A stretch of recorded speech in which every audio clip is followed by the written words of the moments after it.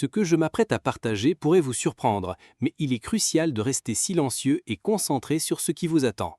Vous regardez une autre vidéo exclusivement destinée aux élus.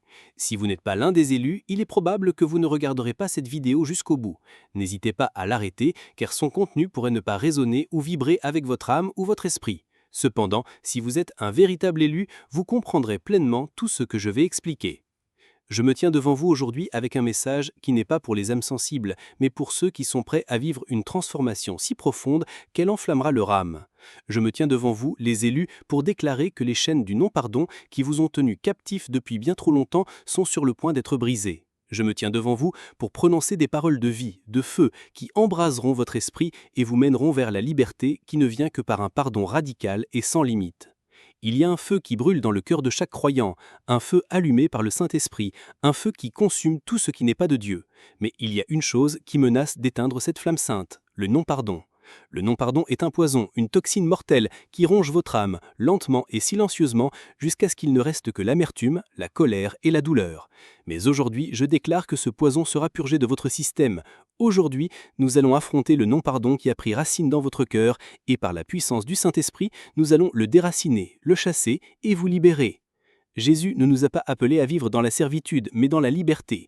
Il ne nous a pas appelés à porter le poids de l'amertume et du ressentiment, mais à marcher dans la légèreté de la grâce et de la miséricorde. Ainsi, alors que je me tiens devant vous aujourd'hui, je vous invite à entreprendre un voyage. Un voyage qui vous mènera des ténèbres du non-pardon à la lumière glorieuse du pardon sans limite. Un voyage qui enflammera votre cœur de l'amour du Christ, un amour qui pardonne 70 fois 7 fois. Bienvenue à Une parole de sagesse. Si vous n'êtes pas encore abonné, n'hésitez pas à vous abonner, à aimer la vidéo et à activer les notifications pour rester à jour avec la parole de Dieu. Première partie, le pardon sans limite, le cœur de l'enseignement de Jésus. Le pardon n'est pas une suggestion, c'est un commandement, c'est le battement même de l'Évangile, l'essence de ce que signifie suivre Christ. Quand Pierre a demandé à Jésus « Seigneur, combien de fois pardonnerai-je à mon frère lorsqu'il péchera contre moi, jusqu'à 7 fois ?» dans Matthieu 18, 21. Il pensait être généreux, mais Jésus, dans sa sagesse divine, a complètement pulvérisé les attentes de Pierre. Je ne te dis pas jusqu'à 7 fois, mais jusqu'à 70 fois 7 fois. Ce n'était pas une formule mathématique, mais un appel radical au pardon illimité. Pardonner 70 fois 7 fois, c'est pardonner sans tenir les comptes. C'est pardonner si complètement, si entièrement, qu'il ne reste plus de place pour l'amertume, aucune place pour le ressentiment. C'est pardonner comme le Christ nous pardonne, pleinement, gratuitement et pour toujours. Voilà le cœur de l'enseignement de Jésus sur le pardon. C'est un pardon qui ne connaît pas de frontières, un pardon aussi infini que la grâce de Dieu. Mais comment vivre selon ce commandement? Comment pardonner quand les blessures sont profondes, quand la douleur est réelle, quand la trahison nous atteint au plus profond de notre être? Cela commence par comprendre que le pardon ne concerne pas l'autre personne, il concerne vous. Le pardon est un choix, une décision de libérer l'offense, de laisser aller la blessure et de faire confiance à Dieu pour la suite. C'est un acte de foi, un pas d'obéissance et un reflet du propre pardon de Dieu envers nous. Rappelez-vous les paroles de Jésus sur la croix.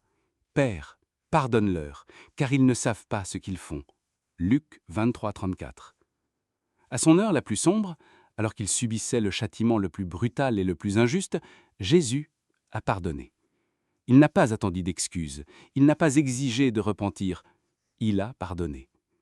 C'est le modèle de pardon que nous sommes appelés à suivre. Un pardon inconditionnel, immérité et illimité. Mais soyons réalistes, ce genre de pardon n'est pas facile. Il va à l'encontre de tous nos instincts charnels, de toutes les impulsions de notre nature humaine. Nous voulons la justice, nous voulons la vengeance, nous voulons leur faire payer ce qu'ils ont fait. Mais Jésus nous appelle à une voie supérieure. Il nous appelle à pardonner, non pas parce que l'autre personne le mérite, mais parce que nous avons été pardonnés. Pardonnez et vous serez pardonnés. Luc 6, 37. C'est l'échange divin. Notre pardon envers les autres débloque le pardon de Dieu dans nos propres vies. Mais il y a plus dans ce commandement qu'un simple bénéfice personnel. Le pardon ne consiste pas seulement à nous libérer nous-mêmes, il consiste aussi à libérer les autres.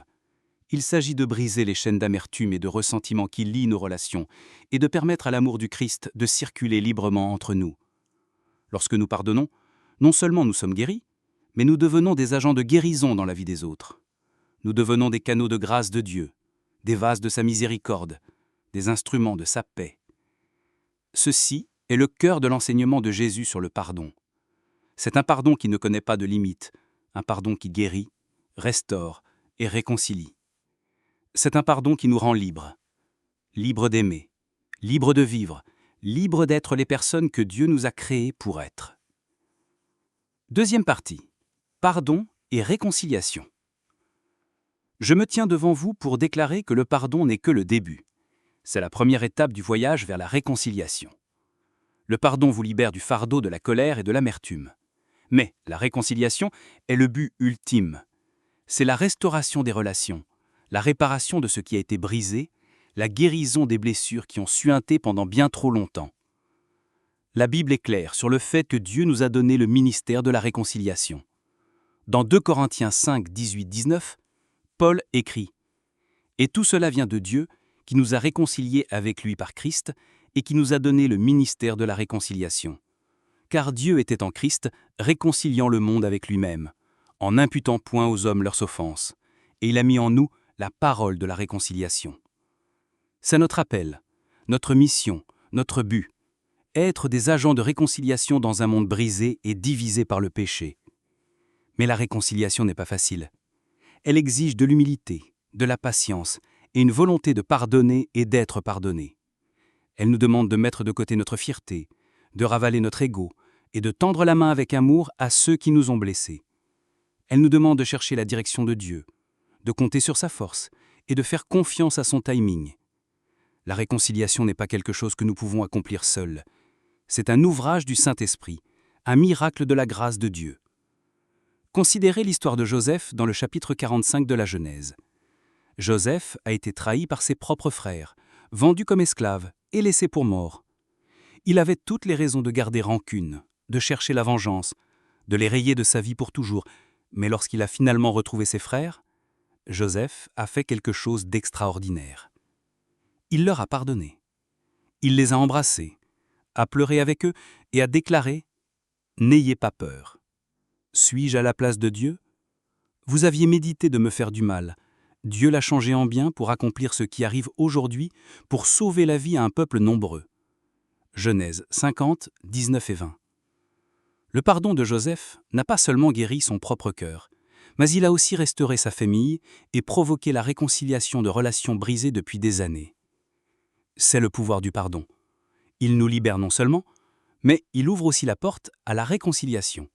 Il prépare le chemin pour que l'amour de Dieu s'écoule dans nos relations, apportant guérison, restauration et paix. Cependant, la réconciliation n'est pas toujours possible, du moins pas de la manière que nous pourrions espérer. Parfois, l'autre personne n'est pas prête ou disposée à se réconcilier.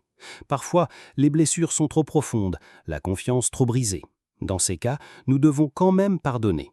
Nous devons quand même libérer l'offense et faire confiance à Dieu pour la suite. Mais nous devons aussi être sages, faire preuve de discernement et protéger nos propres cœurs.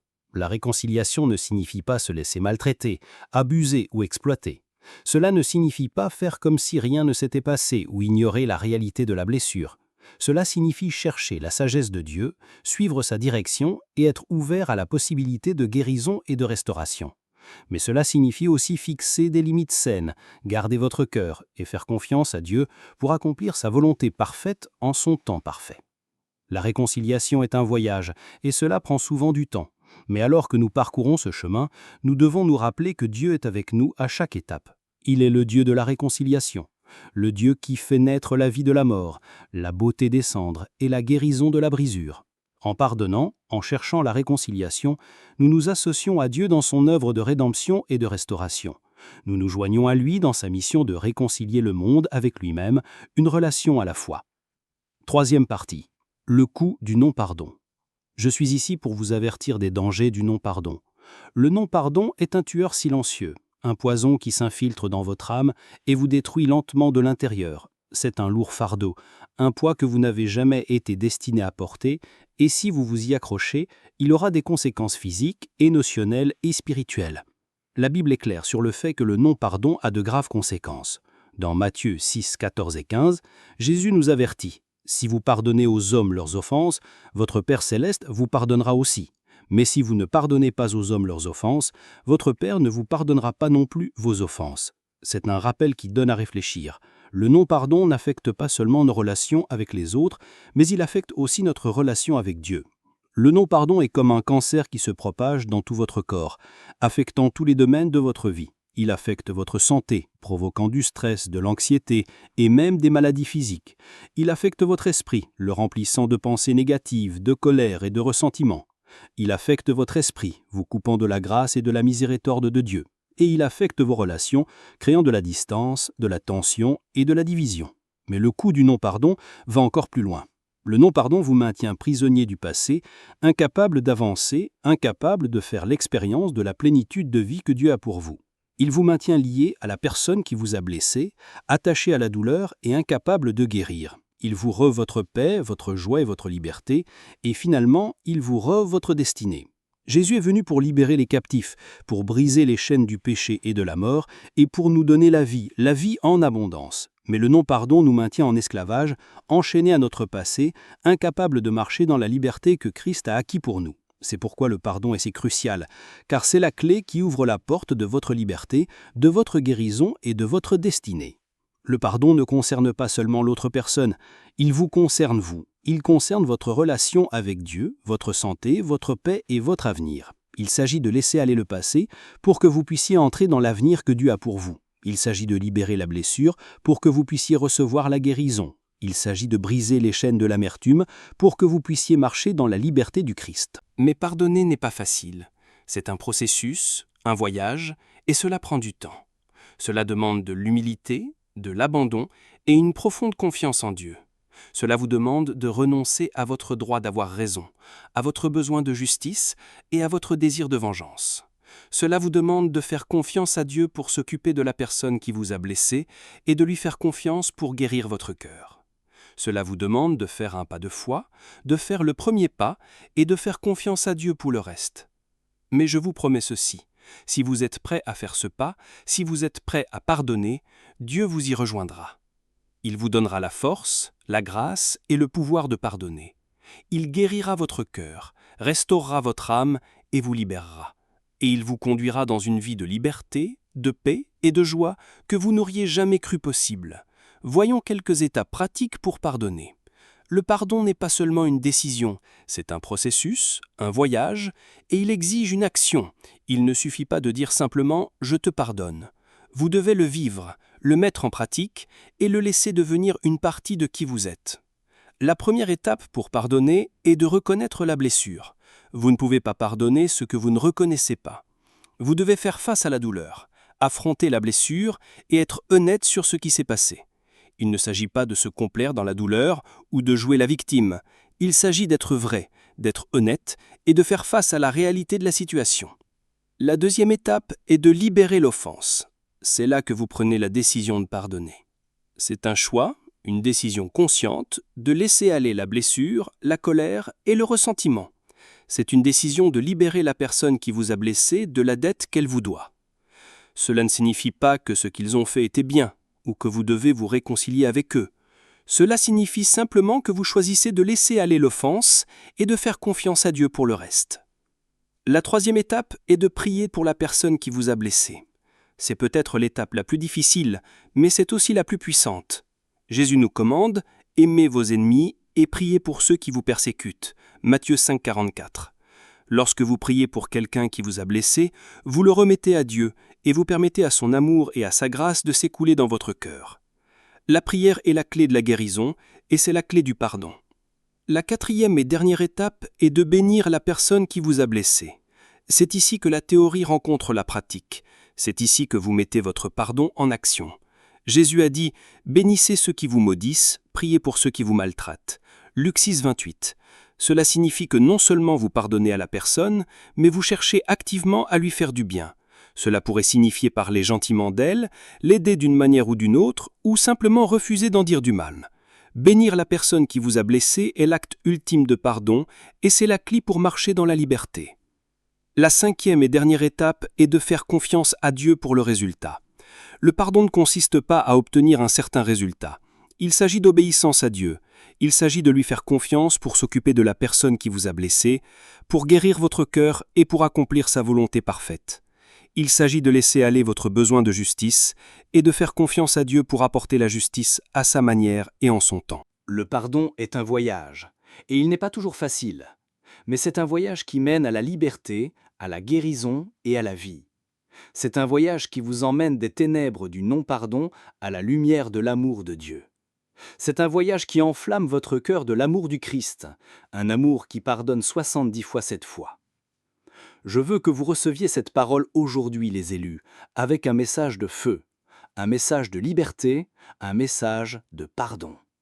Le temps est venu de laisser aller le passé, de libérer la blessure et de marcher dans la liberté que Christ a acquise pour vous. Le temps est venu de pardonner 70 fois 7 fois, de pardonner comme Christ vous a pardonné, et de faire l'expérience de la liberté, de la guérison et de la vie qui ne viennent que par le pardon. En terminant, je vais vous lancer un défi. Je vous mets au défi de faire un pas de foi, de pardonner à cette personne qui vous a blessé, de libérer cette offense qui vous a accablé et de faire confiance à Dieu pour la suite. Je vous mets au défi de marcher dans la liberté du pardon, de vivre dans la lumière de l'amour de Dieu et de faire l'expérience de la joie, de la paix et de la vie qu'il a pour vous. Le pardon n'est pas un événement ponctuel. C'est un style de vie, une manière de vivre, une manière d'être. C'est la clé de la liberté, de la guérison et de la vie. C'est la voie du Christ, la voie de l'amour, la voie de la vie. Alors je vous mets au défi, les élus, de pardonner 70 fois 7 fois et de marcher dans la liberté qui est la vôtre en Christ. Le moment est maintenant. Le choix vous appartient. Pardonnerez-vous? Libérerez-vous l'offense? Marcherez-vous dans la liberté qui est la vôtre en Christ? Alors que vous recevez ce message de feu, je vous invite à le laisser embraser votre âme, à le laisser vous libérer, à le laisser vous conduire dans la vie que Dieu a pour vous. Et je vous mets au défi de l'adopter, de le vivre et de le laisser vous libérer. Que le feu de l'amour de Dieu brûle vivement dans votre cœur, que la grâce du Christ vous donne le pouvoir de pardonner, et que la paix du Saint-Esprit remplisse votre âme alors que vous marchez dans la liberté du pardon. En recevant ce message, ne le laissez pas simplement émouvoir votre cœur pour ensuite s'estomper. Laissez-le vous pousser à l'action. Partagez ce message avec d'autres qui ont besoin de l'entendre. Il y a d'innombrables âmes qui luttent sous le poids de leur appel, qui se battent en silence et se demandent si leur foi en vaut la peine. Soyez la voix qui leur rappelle que Dieu les voit, qu'il honore leur foi et que la récompense est en chemin. Si ce message a touché votre cœur, prenez un moment pour commenter « Amen », affirmant que vous êtes en accord avec la parole de Dieu. Que ce soit votre déclaration de foi, un pas audacieux pour embrasser le coup et faire confiance à Dieu pour la suite. Chaque « Amen » n'est pas juste un commentaire, c'est une déclaration de croyance, une proclamation que vous êtes choisi par Dieu et prêt à marcher dans la plénitude de votre foi. Et pour ceux qui se sentent appelés, abonnez-vous et continuez ce voyage avec nous. Dieu parle puissamment en cette saison, et vous ne voulez pas manquer les paroles qu'il libère pour renforcer, encourager et élever ses élus. Lorsque vous vous abonnez, vous entrez dans une communauté de croyants engagés à vivre leur foi ensemble, à se soutenir mutuellement à travers les triades et à célébrer les victoires que Dieu apporte. Enfin, je vous encourage à partager ce message. Ne gardez pas le feu pour vous. Répandez-le afin que d'autres puissent être enflammés par la vérité de la parole de Dieu. Nombreux sont ceux qui ont besoin de cet encouragement, qui ont besoin qu'on leur rappelle que leur petite foi peut déplacer des montagnes. Ensemble, nous pouvons allumer un feu dans le cœur des élus, les préparant pour l'avenir glorieux que Dieu a promis. Marchons ensemble sur ce chemin, en faisant confiance à la fidélité de Dieu à chaque étape. Avancez aujourd'hui avec la connaissance que vous êtes choisis, vous êtes appelés, et votre foi, aussi petite soit-elle, est plus puissante que vous ne le réalisez. Restez connectés à Dieu, faites-lui confiance en toutes choses et laissez votre foi grandir jusqu'à devenir quelque chose d'inébranlable. Vous êtes sur le point de voir la main puissante de Dieu agir dans votre vie de manière que vous n'auriez jamais cru possible. Votre foi grosse comme une graine de moutarde grandira, et rien, absolument rien, ne vous sera impossible. Prions cette prière de foi aujourd'hui comme une seule famille.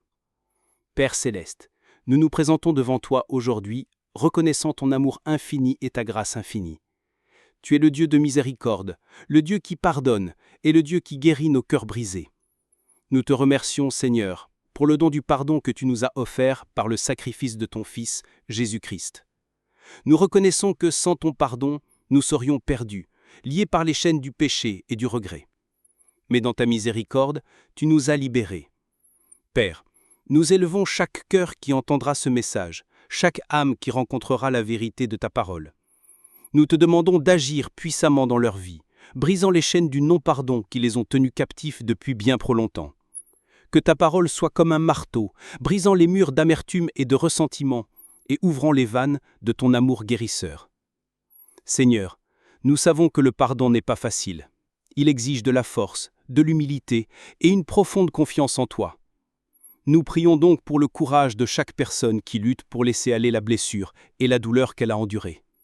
Saint-Esprit, souffle sur eux maintenant, les remplissant de la puissance de pardonner, de la grâce de libérer l'offense et de la paix pour marcher dans la liberté. Que ta flamme d'amour consume toute trace de non-pardon dans leur cœur, consumant l'amertume et laissant derrière la beauté de ta grâce. Père, nous prions pour ceux qui partageront ce message, pour ceux qui répondront la parole de ton pardon illimité aux autres. Nous te demandons de les bénir abondamment, de déverser ta faveur sur eux et de les utiliser comme des vases de ta grâce et de ta miséricorde. Que leur vie soit un témoignage de ta puissance, un phare de espoir et un reflet de ta vie. Bénis leurs mains alors qu'ils partagent, leurs lèvres alors qu'ils parlent et leur cœur alors qu'ils vivent la vérité de ce message. Nous élevons aussi ceux qui s'abonneront, aimeront et commenteront ce message. Père, que leur engagement ne soit pas qu'un simple acte, que ce soit une déclaration de leur foi, un engagement à marcher dans le pardon et un pas vers la liberté que tu offres. Bénis-les, Seigneur, pour leur soutien, et que tes bénédictions débordent dans leur vie. Qu'ils fassent l'expérience de la plénitude de ton amour, de la joie de ton salut et de la paix qui vient en marchant dans la lumière de ton pardon. Seigneur, nous savons que le non-pardon est un lourd fardeau, mais ta parole nous dit que ton joug est doux et ton fardeau est léger. Nous te prions donc de soulever le poids du non-pardon de chaque cœur, de briser les chaînes qui les ont tenus captifs et de les libérer pour marcher dans la lumière de ton amour. Nous déclarons au nom puissant de Jésus que le non-pardon n'a aucun pouvoir ici. Nous déclarons que chaque chaîne est brisée, chaque cœur est guéri et chaque âme est libérée. Fais tomber ton feu, Seigneur, consumant chaque trace d'amertume et remplissant chaque cœur de la chaleur de ton amour. Que cette prière soit un marteau qui brise les endroits durs de nos cœurs et que ta parole soit un feu qui enflamme nos âmes d'une passion pour le pardon. Nous te remercions, Seigneur, pour la victoire qui est la nôtre en Christ. Nous te remercions pour la liberté qui vient par le pardon et nous te remercions pour la puissance de ton amour qui ne faillit jamais, n'abandonne jamais et ne s'épuise jamais. Au nom puissant de Jésus, nous prions. Amen.